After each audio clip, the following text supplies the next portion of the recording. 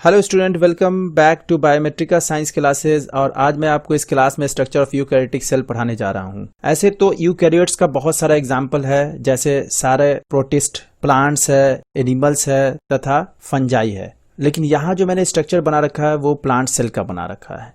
Next class में मैं animal cell भी पढ़ाऊंगा। तो यहाँ एक स्ट्रक्चर है प्लांट सेल का, और इसके चारों तरफ और भी प्लांट सेल है। ये देखिए, ये और भी प्लांट सेल सब है इसके चारों तरफ। ठीक है, इसे ध्यान रखना है। अब देखिए, इस प्लांट सेल का सबसे बाहरी जो कवरिंग होता है उसे हम लोग सेल वॉल कहते हैं। ठीक है, और ये सेलुलोज, हेमीसेलुलोज, पेक्टिन्स तथा प्रोटीन्स का बना होता है। और ये क्या करता है, ये सेल को शेप प्रोवाइड करता है तथा मैकेनिकल डैमेज से और इन्फेक्शन से बचा के रखता है सेल को।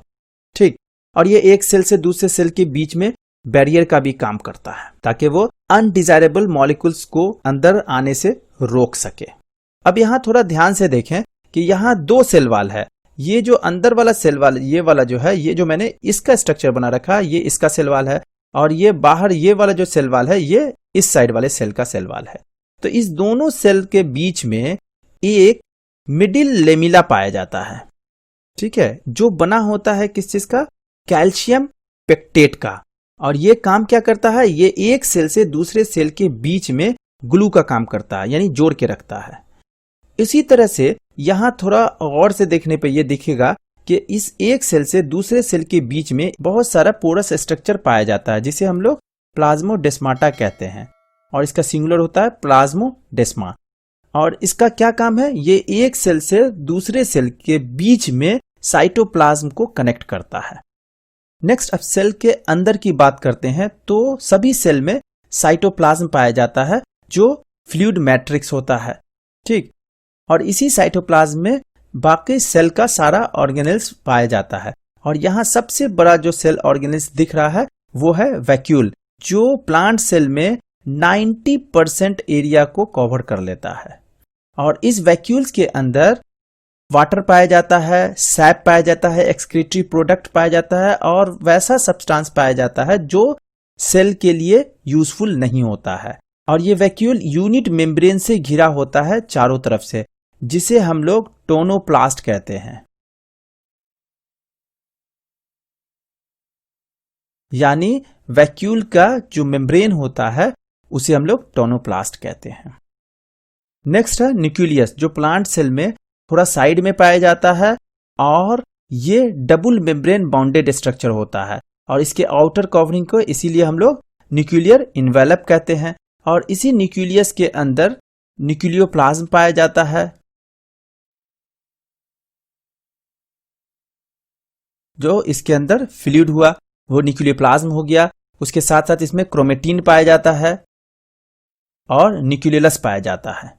ठीक, न्यूक्लियस के पास में ही इंडोप्लाज्मिक रेटिकुलम पाया जाता है। और हम जानते हैं कि इंडोप्लाज्मिक रेटिकुलम दो प्रकार का होता है, एक है रफ इंडोप्लाज्मिक रेटिकुलम और दूसरा है smooth endoplasmic reticulum. Rough endoplasmic reticulum protein synthesis में मदद करता है, और स्मूथ इंडोप्लाज्मिक रेटिकुलम लिपिड के सिंथेसिस में इन्वॉल्व होता है। और उसके साथ साथ यहाँ पे न्यूक्लियस के पास ही गोल्जी एपरेटस पाया जाता है। गोल्जी एपरेटस, जिसे प्लांट सेल में हम लोग डिक्टायोसोम भी कहते हैं।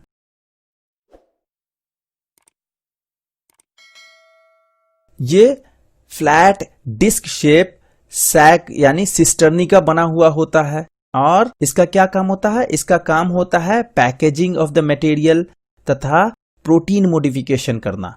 ठीक है, जिससे ये ग्लाइकोप्रोटीन या ग्लाइकोलिपिड्स वगैरह बनाता है। और इसी के आसपास में लाइसोसोम पाया जाता है, जिसे हम लोग सुसाइडल बैग भी कहते हैं। सुसाइडल बैग भी कहते हैं। ठीक है, और ये lysosome membrane bounded vesicular structure है, जो गोल्जी एपरेटस के प्रोसेसिंग की वजह से बनता है। और इस लाइसोसोम में लगभग सभी प्रकार का हाइड्रोलाइटिक एंजाइम पाया जाता है, जो carbohydrates, lipids, protein, nucleic acid को डाइजेस्ट करने में मदद करता है। नेक्स्ट है माइटोकॉन्ड्रियन। माइटोकॉन्ड्रियन सिंगुलर होता है और माइटोकॉन्ड्रिया प्लुरल होता है। और माइटोकॉन्ड्रियन को ही हम लोग power house of the cell कहते हैं, power house of the cell कहते हैं। अब इसे power house of the cell क्यों कहते हैं?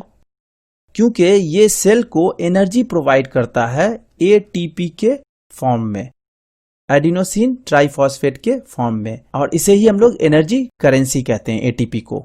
और ये माइटोकॉन्ड्रियन जो है वो डबल मेम्ब्रेन बाउंडेड होता है। नेक्स्ट है राइबोसोम। राइबोसोम यहाँ 80S पाया जाता है जो कि प्रोटीन सिंथेसिस में मदद करता है। नेक्स्ट है क्लोरोप्लास्ट। क्लोरोप्लास्ट में क्लोरोफिल पाया जाता है जो फोटोसिंथेसिस करता है। नेक्स्ट है माइक्रोट्यूब्यूल। ये बना होता है ट्यूबुलिन का, ट्यूबुलिन प्रोटीन होता है उससे बना होता है, और ये पार्ट्स है साइटोस्केलेटन का जो सेल को शेप देता है तथा स्ट्रक्चर प्रोवाइड करता है। उसके बाद है पेरोक्सिसोम। पेरोक्सिसोम भी मेम्ब्रेन बाउंडेड ऑर्गेनेल्स है। ये लिपिड मेटाबॉलिज्म में इन्वॉल्व होता है तथा केमिकल डिटॉक्सिफिकेशन करता है सेल का, यानी सेल को डिटॉक्सिफाइड करता है। इस प्रकार इस क्लास में आपने स्ट्रक्चर ऑफ यूकैरियोटिक सेल में प्लांट सेल पढ़ा। नेक्स्ट क्लास में मैं आपको एनिमल सेल का स्ट्रक्चर पढ़ाऊंगा। और आपको अगर मेरे पढ़ाने का तरीका पसंद आया तो चैनल को सब्सक्राइब जरूर कर लीजिएगा और इस वीडियो को लाइक कीजिए, शेयर कीजिए और कमेंट कीजिएगा। Thank you very much.